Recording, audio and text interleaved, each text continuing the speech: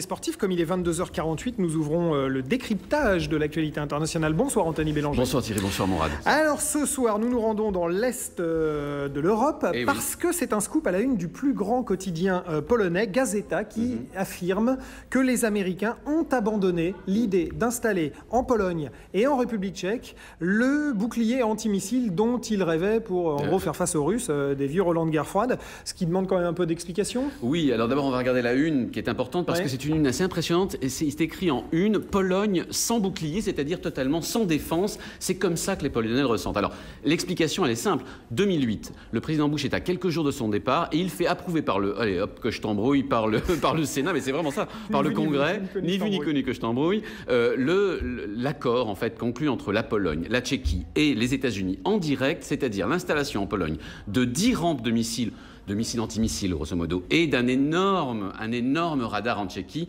qui devait protéger en fait ce flanc-là de l'Est. Alors évidemment, ils ont toujours dit que c'était pour l'Iran, mais en fait, grosso modo, tout le monde sait que c'est pour la Russie. Alors il faut bien comprendre, parce que c'est important, que ces accords sont bilatéraux et absolument bilatéraux. C'est-à-dire que ni l'OTAN, ni l'Union européenne n'a été impliquée, aucun des autres alliés. Ça s'est passé en direct entre les Polonais et les Tchèques et les Américains d'une part. Donc du coup, vous imaginez les Européens déjà pour commencer.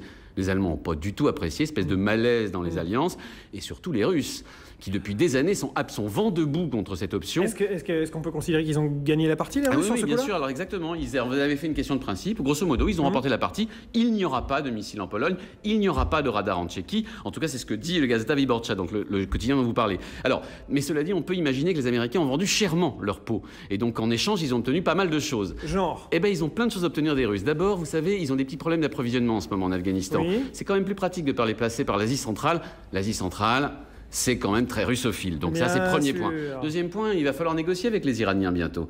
Et les Russes font partie de ceux qui fournissent du nucléaire civil aux Iraniens. C'est pas inutile de l'avoir dans la poche. Donc ça fait peut-être partie du deal. Et puis il y a en fait, grosso modo, les Américains se sont rendus compte qu'il y avait plein de problèmes mondiaux qu'on pouvait régler avec les Russes.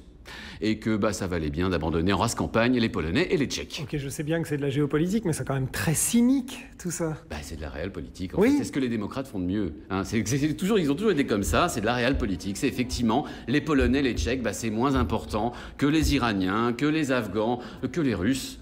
Et que, voilà, on fait de la politique comme ça. Ça arrange, à vrai dire, de cette façon, cette histoire, absolument tout le monde, et surtout les Européens, qui se frottent les mains, parce qu'au moins, comme ça, ils seront sûrs de ne pas se fâcher avec les Russes. Et puis les Américains, ils n'ont peut-être pas totalement... Les Européens ne veulent pas se fâcher avec les Russes, notamment pour des histoires de gaz, on le rappelle. Oui, c'était surtout sur des choses aussi stupides que d'installer des... vous voyez bien, donc... c'est vrai, truc qui vaut pas le coup et pour lequel on se fâche.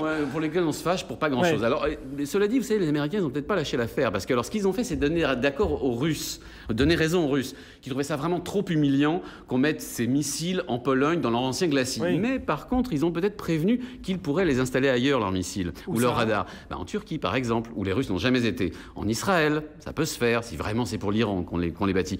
Ou tout simplement sur les bateaux. Oui, les bateaux, c'est fait pour ça, pour porter des missiles et éventuellement des radars.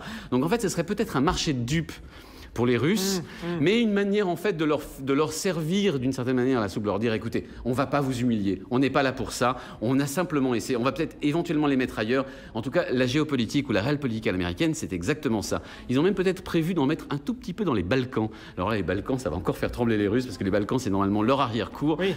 Mais bon, on verra. Pour l'instant, ce qui est sûr, c'est que les Russes ont remporté la partie. En tout cas, ils n'ont pas perdu la face. Merci beaucoup, Anthony Bélanger. À demain, même endroit, même heure. C'est un plaisir de vous retrouver. Restez bien avec nous.